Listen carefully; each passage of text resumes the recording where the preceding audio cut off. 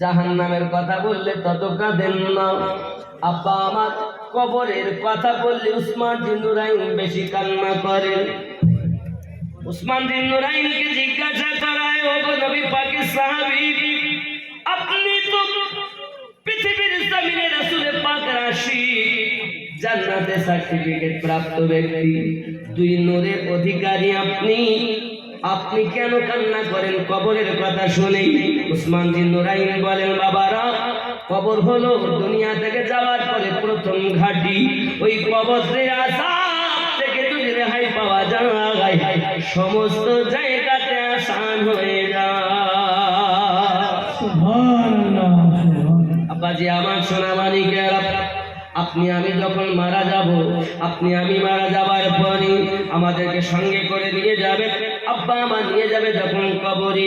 এমন সময় যখন আমি মারা গেলাম, আমাকে আপনাকে আপনার গোসল দেওয়ানো হবে। দুইজন গোসল দেবে, দেবে না? যখন বাবা কাপড়গুলো খোলা হয়, মৃত ব্যক্তি আওয়াজ করে, ওগো তোমরা আমার কাপড় টাপড় আস্তে আস্তে খোলো, কারণ আমি বড় কষ্ট করেছি, এখন মরণের যন্ত্রণা থেকে উঠেছি। মরণের যন্ত্রণা কেমন? আল্লাহর নবী ইব্রাহিম খলিলুল্লাহ একদিন মালাকুল মাউতকে জিজ্ঞাসা করেন, ওগো মালাকুল মাউত, আপনি যে দারওয়ানি সূরাত, ভয়ানক সূরাত নিয়ে মানুষের কাছে যান, আপনি একবার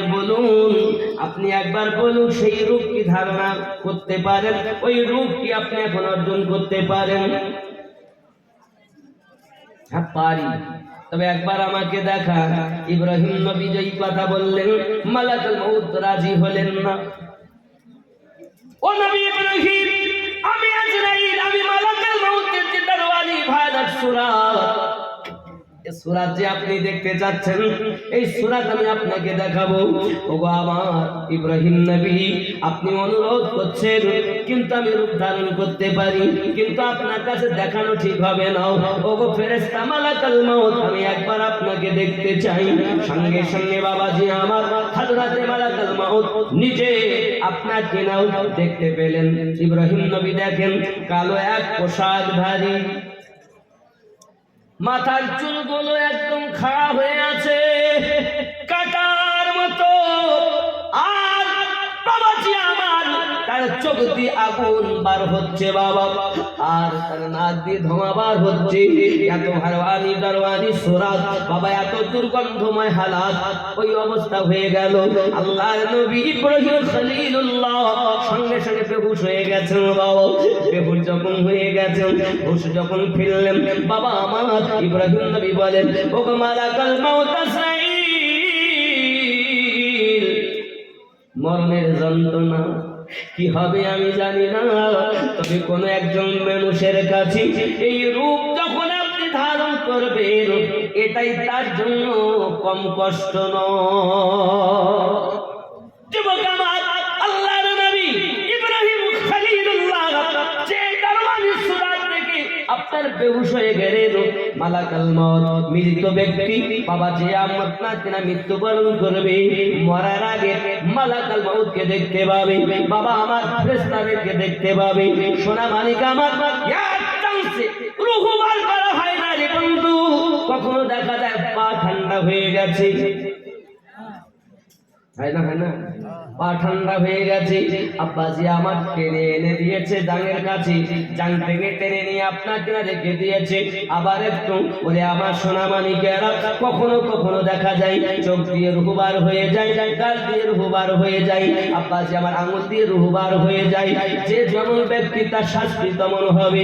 সোনা মানিকেরা, পৃথিবীর জমিনে যদি আপনি ওই মালাকুল মাউতের আযাব থেকে বাঁচতে চান, কাম, ক্রোধ, লোভ, মোহ, মৎসর্যকে বিলীন করে ফানাফিশেক হয়ে যাও, কারণ এই দেহ কষ্ট পাবে, এই দেহ আবার মাটিতে আঘাত না করবে।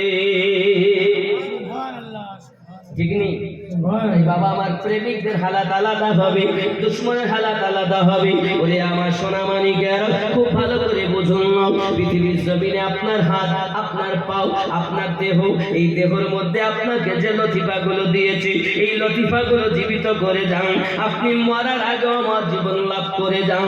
আল্লাহ পাক রব্বুল ইজ্জাত বলেন, কুল্লু নাফসিন যায়িকাতুল মাউত, প্রত্যেক নাফসকে মরণের স্বাদ চাখতে হবে।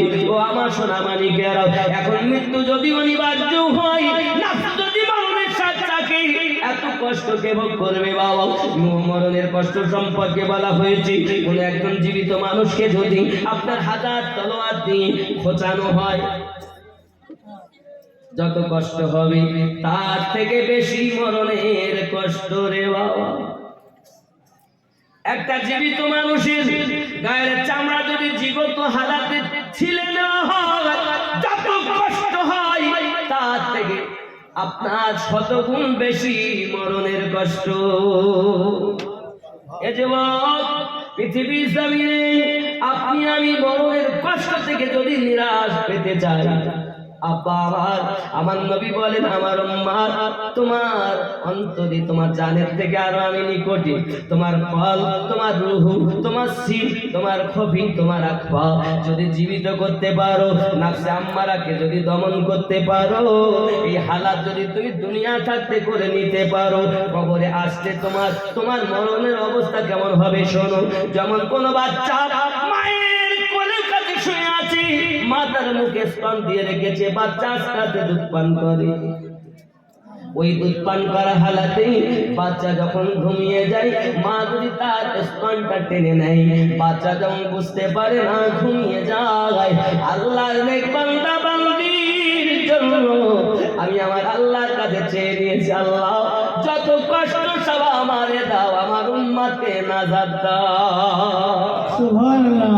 জেনে রাখো উম্মত, তোমরা যদি আমাকে ঠাই দিতে পারো তোমার অন্তরে, তোমরা যদি আমার গোলাম হইতে পারো, দুনিয়ায় লোক দেখানো নয়, প্রকৃত যদি আমার গোলাম হইতে পারো, তাহলে তোমাদের মরণটা এমন হবে যেমন মা বাচ্চার গাল থেকে দুধ টেনে নেয়, বাচ্চা বুঝতে পারে না।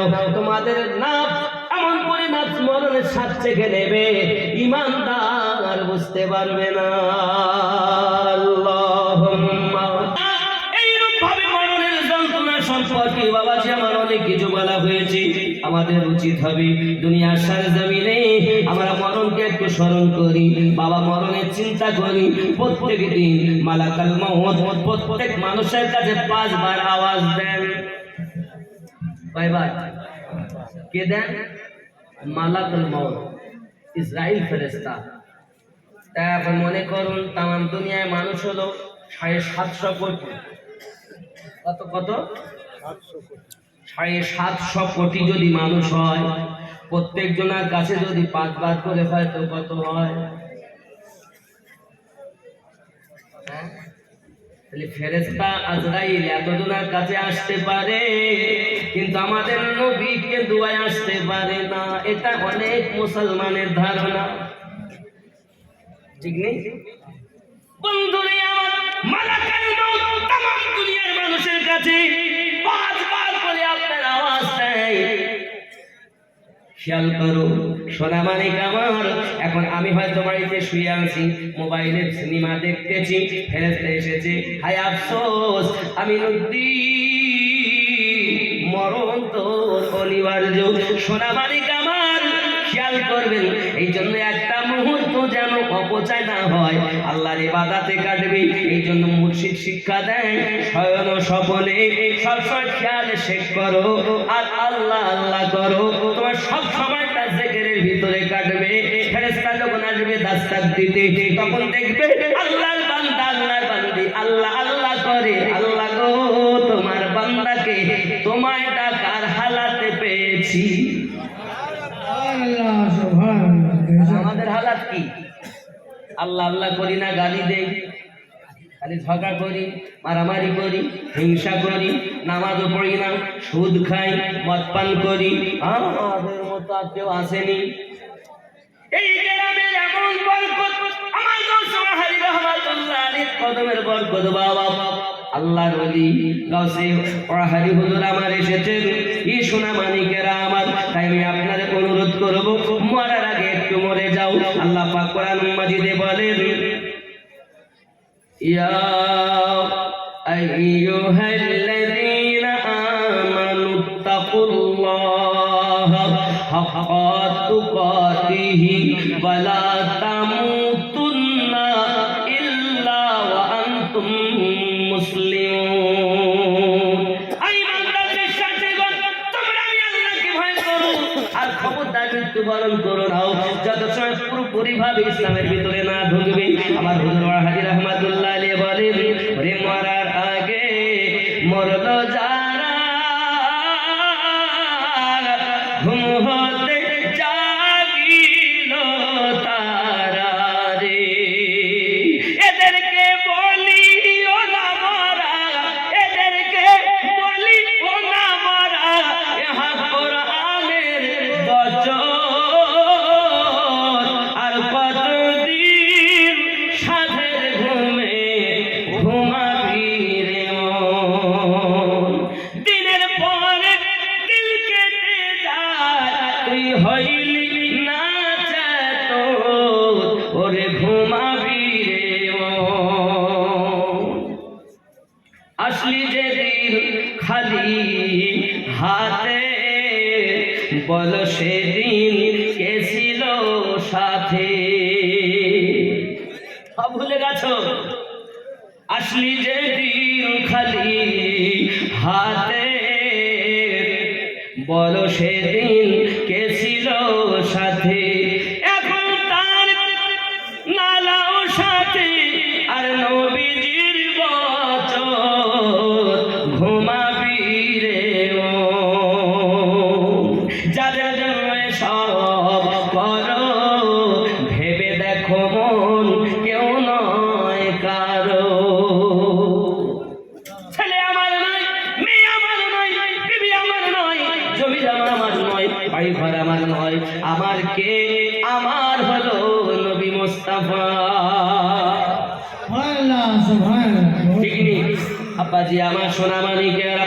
এই জন্য তো আমরা বলেছি